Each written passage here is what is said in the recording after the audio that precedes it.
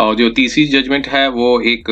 Odisha administrative tribunal bar association जो कि appellate है, और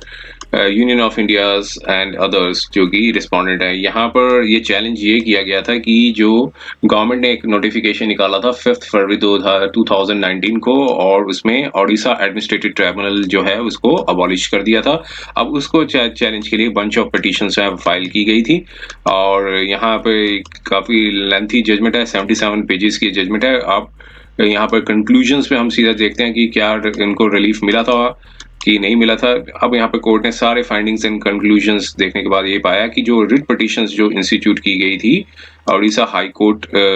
जो है वो मेंटेनेबल है, क्योंकि अपीलेंट्स जो हैं उन्होंने क्लेम किया था कि उनके कॉन्स्टिट्यूशनल राइट्स जो हैं वो वायलेट हुए हैं, लेकिन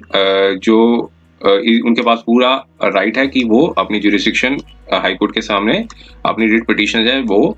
फाइल कर सकते हैं। अब ये यहाँ पर जो आर्टिकल 323A है वो साथ में ये भी बताया कि ये प्रिवेंट नहीं करता यूनियन गवर्नमेंट को कि वो अबॉलिश मतलब कि वो अबॉलिश करें, मींस प्रिक्लूड नहीं करता है कि वो अबॉलिश करें, क्योंकि ये इनेबलिंग प्रोविजंस है और ये यूनियन गवर्नमेंट के पास पावर है कि वो एस्टेब्लिश कर सकती है administrative tribunal in its डिस्क्रिशंस, means अपनी डिस्क्रिशन में जो है वो कर सकती हैं जब रिक्वेस्ट जो है मिलेगी स्टेट गवर्नमेंट से कि in the terms of administrative tribunal act. और लीगल एंड फैक्चुअल कॉन्टेक्स्ट यही कहता था कि जो power to establish administrative tribunal है वो and the power and intention of legislature था कि वो एस्टेब्लिश करना कि और कोई ड्यूटी नहीं है कि वो एक्सरसाइज करें power conferred by the administrative tribunal act, और कि such enabling provisions becomes a mandatory provision बन जाता हो। तो और साथ में ये बताया कि यूनियन गवर्नमेंट ने जो एक अपनी पावर को वैलिडली एक्सरसाइज किया है और इन्वोक किया है section 21 of general clause act, जो रीड विद सेक्शन 4 सब part 2 of the administrative tribunal act, जो कि रिसेंट किया उन्होंने जो नोटिफिकेशन था जो जिसमें ओडिशा एडमिनिस्ट्रेटिव ट्राइब्यूनल एक्ट के अकॉर्डिंगली जो नोटिफिकेशन कहा था उसको वापस ले लिया, टू रिसेंड कर दिया, बिकॉज जो डिसीजन जो एस्टेब्लिश करना एडमिनिस्ट्रेटिव ट्राइब्यूनल का वो एक एडमिनिस्ट्रेटिव डिसीजन है, वो एक क्वासी जुडिशियल डिसीजन नहीं है। इसलिए section 21 of general clause act जो है वो रिपेंजेंट नहीं हो जाता है कि सब्जेक्ट मैटर पे। और ये साथ में ये बताया कि एक पॉलिसी डिसीजन है, गवर्नमेंट चाहे तो वो अपनी पॉलिसी चेंज कर सकती है, और चाहे जो पब्लिक इंटरेस्ट पे जो होगा वो ही मायने रखती है। और साथ में नोटिफिकेशन जो निकाला था वो कहा कि आर्टिकल 14 जो है को वायलेट नहीं करता है, कि जो ओडिशा एडमिनिस्ट्रेटिव ट्राइब्यूनल एक्ट को अबॉलिश किया है तो इसने कहा कि आर्टिकल 14 को वायलेट नहीं करता है, और कोई state government did not consider any irrelevant, को स्टेट गवर्नमेंट ने कोई इररेलेवेंट और एक्सट्रेनियस फैक्टर्स को कंसीडर नहीं किया और अपना डिसीजन पे अराइव किया कि ओडिशा एडमिनिस्ट्रेटिव ट्राइब्यूनल एक्ट को अबॉलिश कर दिया जाए। तो इसलिए अबॉलिश कर लेने से ये एब्सर्ड नहीं हो जाता, अनरीजनेबल नहीं हो जाता, और कोई और साथ में ये बताया कि कोई प्रिंसिपल ऑफ नेचुरल जस्टिस भी वायलेट नहीं होता है, और जो पब्लिक एट लार्ज जो है उनका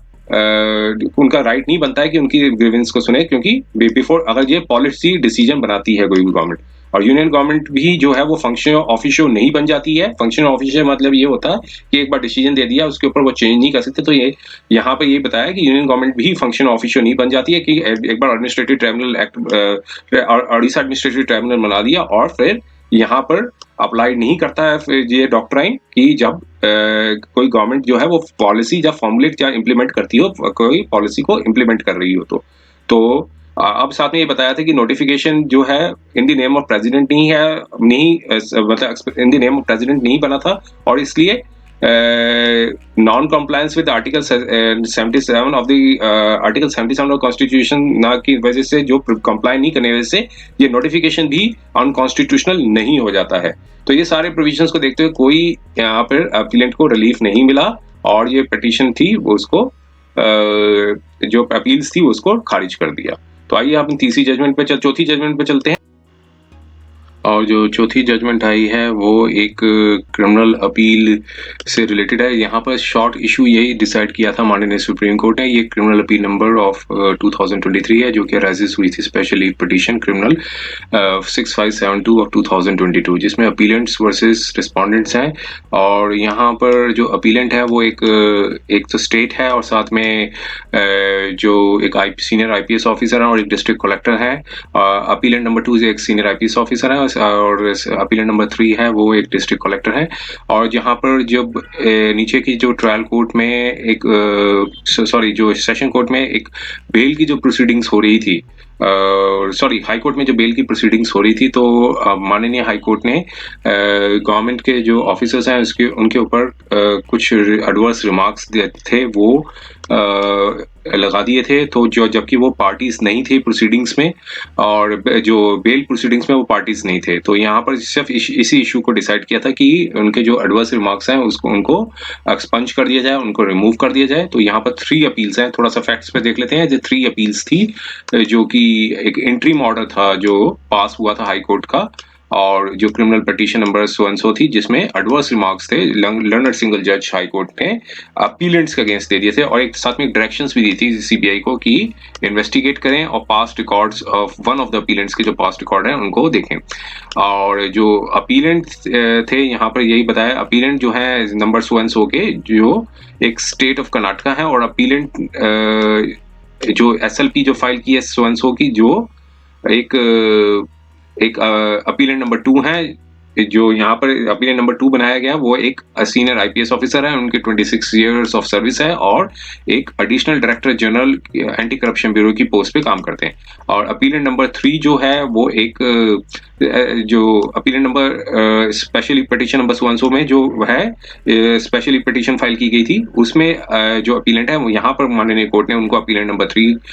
रेफर किया है। वो एक डिस्ट्रिक्ट कलेक्टर है एक सिटी ऑफ बेंगलोर के, और जो रिस्पोंडेंट है वो एक रिस्पोंडेंट नंबर 1 जो है, उनके ऊपर बेल की प्रोसीडिंग्स थी, उनको उनकी बेल की प्रोसीडिंग्स मतलब जो है अपील में मतलब जो हाई कोर्ट में सुनाई जा रही थी, और उनके ऊपर कहा गया था कि वो ब्राइब ली गई है उन्होंने, और एक हाई कोर्ट ने एक इम्पिंज्ड इंटरिम ऑर्डर था वो दिया था 7 जुलाई 2022 को, और एडवर्स रिमार्क्स थे अपीलेंट्स को के अगेंस्ट में दिए थे, जबकि वो नो लिस्ट यहाँ पर बताया कि वो पार्टीज नहीं थे बेल प्रोसीडिंग्स में। और एक अब थोड़ा सा और डिटेल फैक्ट्स में बताया गया है कि 20 मई 2022 को एक एफआईआर रजिस्टर्ड हुई थी प्रिवेंशन और करप्शन एक्ट के अंदर अगेंस्ट द रिस्पोंडेंट नंबर 1, और उनके ऊपर एलिगेशन थी कि वो उन्होंने ब्राइब है इन्फॉर्मेंट से डिमांड की है, और उनको कस्टडी में ले लिया गया था। और रिस्पोंडेंट नंबर 1 के ने बेल एप्लीकेशन है वो फाइल की थी हाई कोर्ट में, और नोटिस इशू हुआ था हाई कोर्ट में जो 22/6/2022 को बेल प्रोसीडिंग्स में। जब प्रोसीडिंग्स के दौरान भी हाई कोर्ट ने ऑरल समन्स इशू किए थे अपीलेंट्स के अगेंस्ट में, और उनकी अपीयरेंस की उनको कहा था कि पर्सनली उनको अपीयर हुए। और अपीलेंट नंबर 1 जो है एंड अपीलेंट नंबर 2 है वो उनको अक्यूज्ड पर्सन नहीं बनाया गया था, और इसलिए कोई कनेक्शन नहीं था उनका बेल प्रोसीडिंग्स में। और जब सेम बेल प्रोसीडिंग्स में 4 जुलाई 2022 को हाई कोर्ट ने एडवर्स रिमार्क्स हैं वो अपीलेंट्स के अगेंस्ट में दिए थे, और उसके बाद वो जो एडवर्स रिमार्क्स हैं वो मीडिया में रिपोर्ट किए गए थे, जिसकी वजह से उनको इंजरी हुई थी, रेपुटेशन जो है वो इंजर्ड हुई थी अपीलेंट्स की। और फिर उसके बाद 7 जुलाई 2022 के हाई कोर्ट ने एक फर्दर एडवर्स रिमार्क्स दिए थे, और डायरेक्शंस दी थी सीबीआई को कि वो एक फास्ट इन्वेस्टिगेशन है अपीलेंट नंबर 2 के अगेंस्ट में जो कंडक्ट की गई थी, वो बिना किसी अपॉर्चुनिटी दिए हुए to be heard, without giving opportunity, बिना अपॉर्चुनिटी दिए बिना जो डायरेक्शंस इशू हुई थी। अब फिर अपीलेंट नंबर जो 3 है उनका कहा है कि उनका थोड़ा सा हटके था केस, डिफरेंट फुटिंग में था, क्योंकि वो इनिशियल इन्वेस्टिगेशन के बाद उनको अक्यूज्ड बनाया गया था अबव मेंशन केस में, लेकिन बेल प्रोसीडिंग्स में वो पार्टी नहीं थे जो हाई कोर्ट में। तो इसलिए जो अपील जो है वो इस फाइल की गई, और ये अपीलेंट्स ने यही कहा था कि जो रिमार्क्स दिए गए हैं हाई कोर्ट द्वारा उन्हें एक्सपंज कर दिया जाए। और इसके बाद क्वेश्चन ऑफ लॉ फ्रेम हुआ, और बाद में सारे डिसीजन सुनने के बाद यहाँ पर कोर्ट ने उनको रिलीफ दे दिया, और कहा कि अब चूंकि लाइव टेलीकास्टिंग भी हो रही है ओपन कोर्ट्स प्रोसीडिंग्स में, इसलिए अब चेंजेस जुडिशरी में भी काफी चेंजेस आई हैं, इसके लिए रीड्रेसल मैकेनिज्म जो है वो काफी ज्यादा मतलब ज्यादा एक्सेसिबल हो गया है कॉमन मैन को, जैसे पहले था। अब लिमिटेशंस थी जैसे फिजिकल इंफ्रास्ट्रक्चर की, वो जो फिजिकल लोकेशन की थी, अब जो कि एक रोड ब्लॉक्स थे असेस ऑफ द जस्टिस को, अब वो रोड ब्लॉक्स जो हैं वो क्लियर कर दिए गए हैं। और पहले ऐसी इस तरह की ट्रांसपेरेंसी नहीं थी। नेवर बीन सॉरी ये लिखा है कि this never been seen transparency in the judicial system, जिसकी वजह से काफी ग्रेट बेनिफिट्स हुए हैं और स्ट्रिक्ट स्टैंड रिस्पॉन्सिबिलिटी भी बनती है जजेस के ऊपर जब वो कोर्ट प्रोसीडिंग्स करते हो। तो इसलिए जो रिमार्क्स जो पास किए हैं कोर्ट में, और जिसमें लाइव ब्रॉडकास्टिंग हो कोर्ट प्रोसीडिंग्स की, और उसके काफी रेमिफिकेशंस भी आ रहे हैं और काफी और इस केस में जैसे देखे गए हैं। तो इसलिए उनकी जो इंजरी हुई है रेपुटेशन की, जो पार्टीज की इन्वॉल्व हुई है, तो इसलिए कोर्ट्स को एक्सट्रीम कॉशियस होना चाहिए, प्रॉपर जस्टिफिकेशन होने चाहिए और राइट फॉरम में, और